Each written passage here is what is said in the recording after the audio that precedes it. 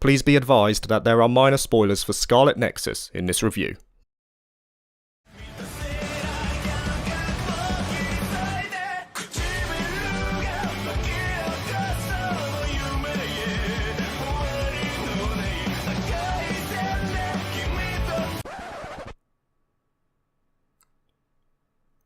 Sorry, you caught me at a weird time there.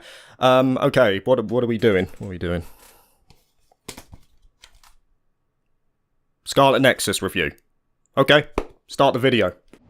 Futuristic, flashy, and unashamedly anime. You would have to pay me to not at least try out Bandai Namco's latest offering. While I wouldn't say Scarlet Nexus was my most anticipated title of 2021, it was a game that I would often find my attention being drawn to in the lead up to its release.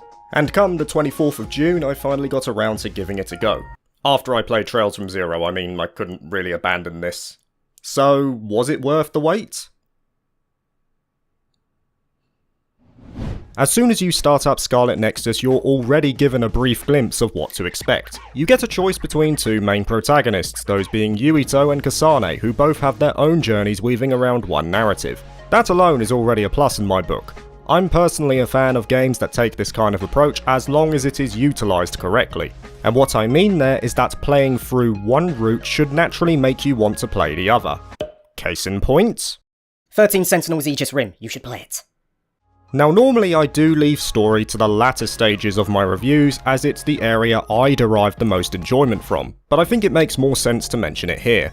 While nothing mind-blowing and I feel some plot points were left open potentially for a sequel, Scarlet Nexus had a good story with some really nice twists to push it along, and the differing routes provided enough questions for me to feel compelled to play the other side. I wanted to fill in the gaps and figure out how everything tied together, and a game that demands your attention is already off to a good start. But the praise definitely doesn't end there. I also have to give a mention to the presentation as well. It's split between two mediums, your standard free-flowing cutscenes, which are far less frequent, and the other being sprite art over still images with decently voiced lines. On the test, I'd say that I did kind of pretty good. Kind of good, or pretty good? We were looking rough when the SAS cable connected. Now, I can admit here this will be a point of contention for a few players. It's a stylized approach that is not going to appeal to everyone, and dare I say it, it may come off as lazy to some. Facial expressions are quite stiff, and the dynamism in these scenes is sometimes lacking for the bigger reveals. Despite those flaws though, I liked it. It reminded me a bit of the skits from the Tales of games, but what I really enjoyed about them is that they often flowed from cutscene to action. Adventure and gameplay melded seamlessly, and it made me feel involved in the journey. But as said before, Scarlet Nexus does have a notable number of standard cutscenes as well, and thankfully they reserve these for the high impact moments. The points in the story where you need the presentation to be at its best. Fine, I'll help. You two handle the front while I take the back.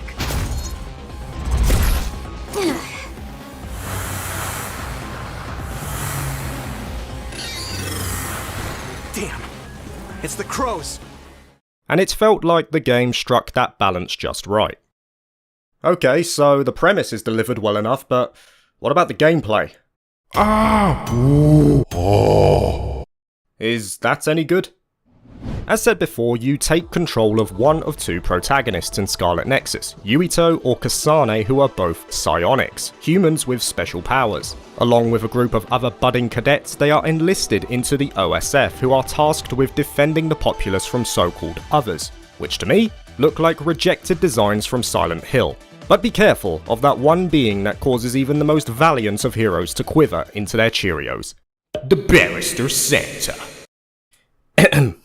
Now this in of itself becomes a core part of your experience, slicing and dicing through the others that get in your way. And dude, I don't normally care too much for combat, but this is so cool.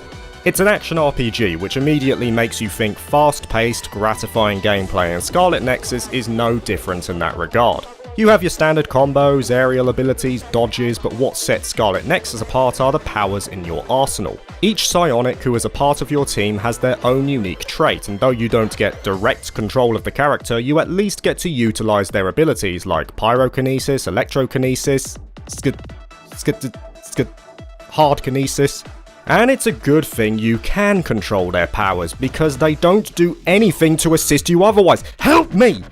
Anyway, the powers themselves have individual importance placed upon them, as certain enemies can only be countered by particular abilities. For example, sometimes you need a burst of speed to hit an enemy before they can protect themselves, while others may be covered in oil, so it makes sense to set them alight with pyrokinesis.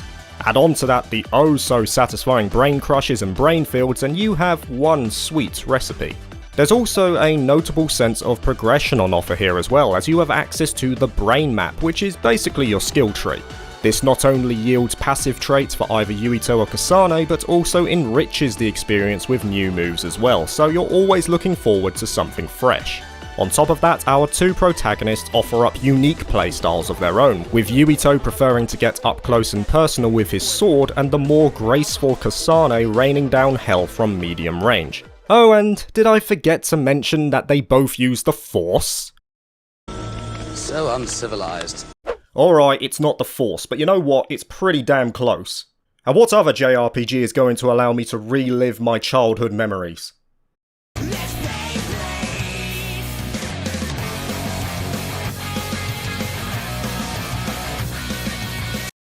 Now, with all of these toys at your disposal, you of course want to have worthy enemies who you can use them on, and Scarlet Nexus has you covered there as well, with some pretty decent boss fights. You'll be required to use your powers to interact with the arenas at times, and it adds a neat dimension to the fights themselves on top of just straight up hacking at their ankles. And since we're talking about the boss fights, that reminded me of how awesome this soundtrack is as well. I don't really need to talk here, just have a listen.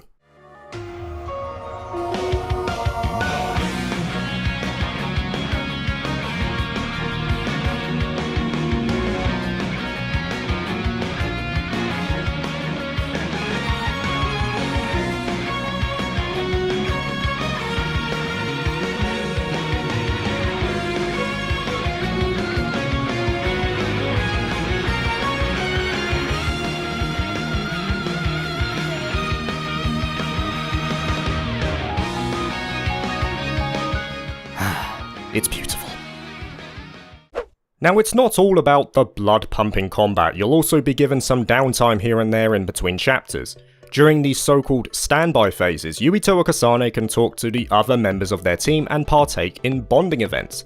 And though I'm not the staunchest supporter of this mechanic in general, I think it can be positive overall if used correctly. By that, I mean they shouldn't lock important narrative or character development behind an optional wall. And thankfully, I think Scarlet Nexus is on the good side of the spectrum here. These bonding events reinforce the well-defined traits we're already aware of from each character, whether it be a deep love for nature or a desire to become stronger. But they also act as a sort of mini-story that puts the spotlight on that individual. It allows you to relate to the character, and in some cases, it can also resurface dormant insecurities. Okay, I'll work out with you. I would be happy to. I promise to make the program that best suits your body type and fighting style. Okay, Luca, I'll go to the gym, okay? Just don't be disappointed in me, okay? I think the only thing that really took away from this positive aspect were the certain odd times at which you would see them. The bonding events would occasionally pop up at points in the narrative where it just wouldn't make sense. For instance, after an intense fight where some of the characters have literally tried to kill each other, they just decide to put it aside and meet at the local sushi bar. I mean, really? Is that something you can just throw under the rug?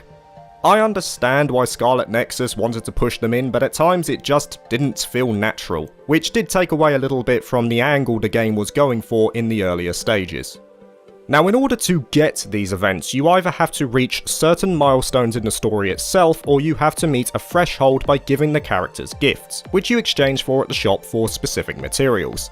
And you get these materials from, where else, killing enemies or exploring the various zones. But every so often you'll find that you are short an item or two, and Scarlet Nexus attempts to make it worth your while to revisit stages so you can get what you need. And I emphasise the word attempts here. The game is littered with quests from chapter to chapter, which on the surface sounds good, right? More content to get stuck into. Not really. These quests are bad. Like, actually bad. They add nothing to the story. They don't contribute to any sort of side plot or NPC character arc, They're just there because it's something that other JRPGs do. And it's so clear they were just tacked on as an afterthought, as the objective is near on always the same.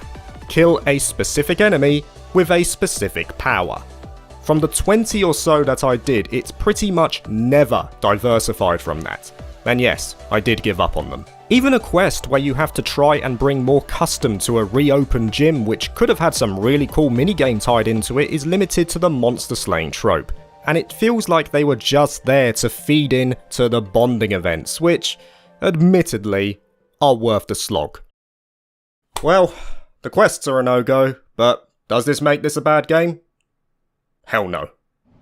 Scarlet Nexus was well worth the wait. Though it definitely isn't the best game I've played this year, it delivers on many aspects that I wanted it to.